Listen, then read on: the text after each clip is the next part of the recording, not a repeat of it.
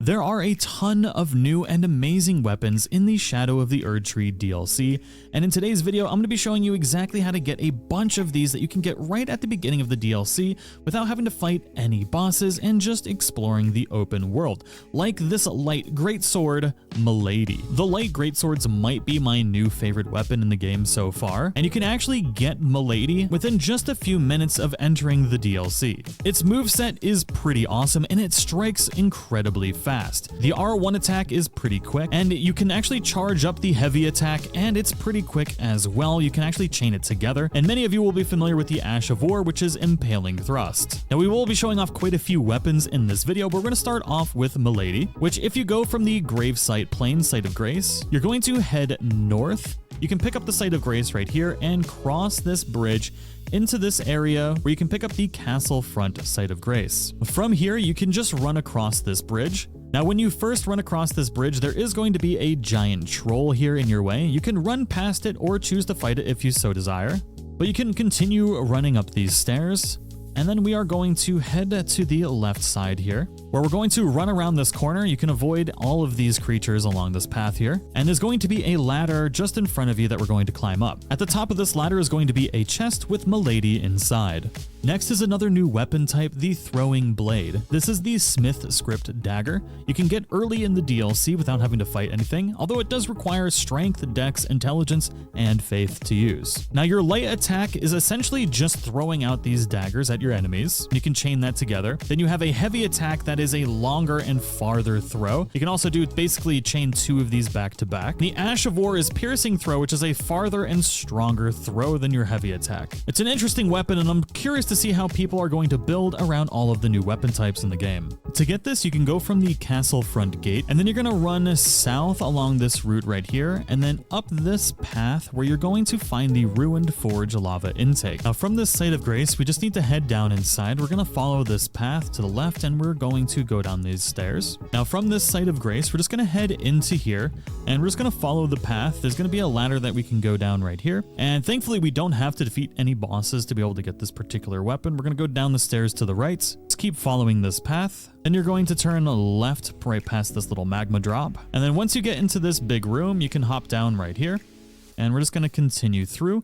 We're going to run through this area to the right, through this archway, and straight to the back of this room. At the very back of this room, you're going to be able to loot this corpse, and you're going to get the Smithscript Dagger.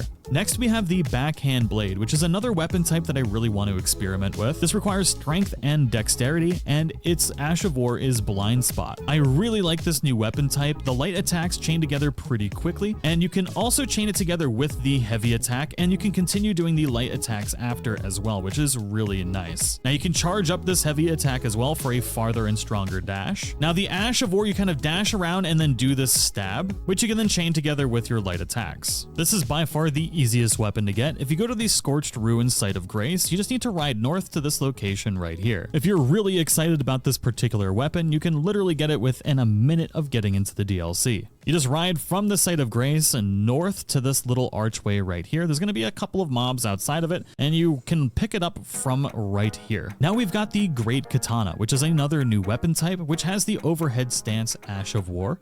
This requires strength and dexterity to use. Now, as expected, the light attacks are pretty slow to chain together. Now, your heavy attack is this kind of preparatory and frontward slash. You can chain this together, so you do the frontward slash, then you can do a reverse one.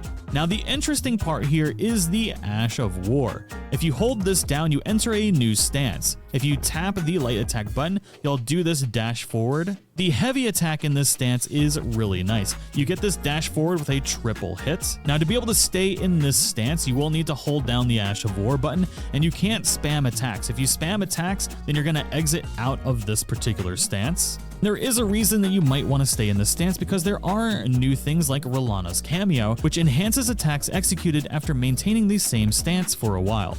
And thankfully, the Great Katana is also another easy to get weapon. If you go a little bit farther north from the three-path cross, you can pick up a Site of Grace here called the Great Bridge North. From here, you can hop on your horse, and you're going to go down into the swampy area down here. Now, when you first enter this location, there is going to be a sleeping dragon in this swamp. You actually need to run up to this dragon. You do not need to fight it, and there is going to be a corpse that you can loot right around here, and this is going to give you the Great Katana. Now, next up is an incredibly fun weapon, the Beast Claw. This has the Ash of War Savage Claws, requires strength and dexterity to use, and you can change the Ash of War on these as well.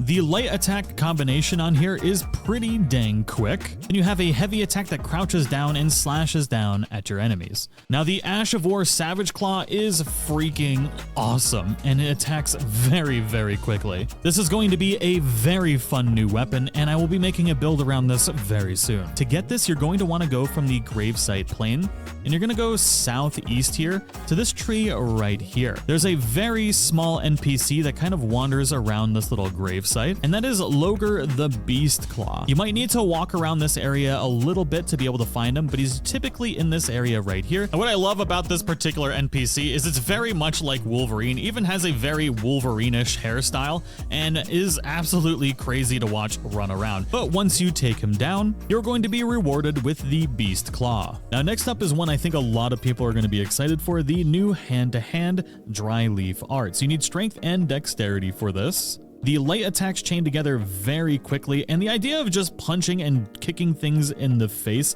makes me very, very happy. We also have a heavy attack that is basically this kick to the face, or depending on how big it is, it could be a kick directly to the groin, who knows. The Ash of War is called Palm Blast, and you charge it up and just stick your palm out, and you get a nice little blast of energy in front of it as well. If you want to see a build around this, make sure to leave a comment down below, because I am particularly excited about this, and I'm sure all of you are too. Now, to be able to get this early without having to fight the boss inside of Castle Ensis, if you want to get this as early as possible, you can go to the castle front site of Grace. Now, from this site of Grace, we're going to run through these tents, and we are going to make our way southeast down this particular road. You're going to follow this road all the way down to the bottom. Now, when the road forks, you're going to take the left side road, and you're going to follow this all the way down to the bottom until you get into the swamps. Now, as you get down to the swamps, you're going to see a shack on the distance there, and we're going to head towards that shack. So we got to go around and then over to that shack. As you approach this shack, you're going to turn left just a little bit up this edge here, and there's going to be an object that you can slap right here in this little circle. Slap that bad boy, and it's going to unlock this updraft for you. You're going to take this updraft. It's going to put us right here. Then we're going to turn right, and we're going to go up the next updraft. Now, at this updraft, if you kind of take it to the right here, you can jump up and you can avoid going into the castle here, or you can go into the castle and get that site of Grace if you want.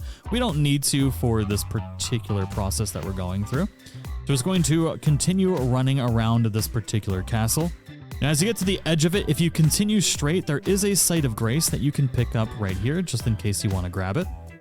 And then from this site of Grace, we're going to follow this road north until we get right about here. In the Morth Ruins, you're going to see one of the Michaela's crosses, and there is a site of Grace here as well. So go ahead and rest at the site of Grace. You can pick up one of these scatter tree fragments here as well. Now, this NPC, when you talk to him, nothing will happen, and what you actually need to do is to perform May the Best Win gesture. After this, you'll be transported to a fight where you have to defeat DRYLEAF Dane.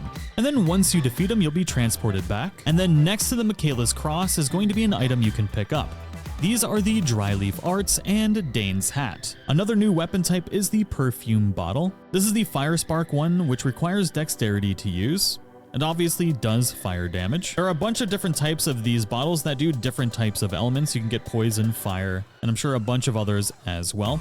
It chains together pretty quickly, surprisingly, so you have a light attack. Now, the Ash of War on here is a kick, which you're definitely going to want to change. And you have a heavy attack that's basically a wider all-around AoE spread, which is pretty nice. Now, to be able to get this Perfume bottle, you can go to the castle front entrance, and you're going to kind of make your way down into this area right here. And if you go to this location right here and open this chest, we can loot the FireSpark Perfume bottle. Now, there is one other weapon type that can be acquired, and that is going to require you to go into this area right here, which is going to be a little bit farther into your gameplay. There's actually 2 thrusting shields that can be acquired in here. Unfortunately, I don't have any gameplay of those quite yet, But if you're looking for the thrusting shields, you're going to need to get them. I believe there is one right in here. They're actually both kind of really close to each other. So far, I haven't found any other thrusting shields in the world, at least anywhere that you can get early in the game. If you do happen to find one, let me know in the comments below. But thank you all so much for watching, and I'll see you all in the next one.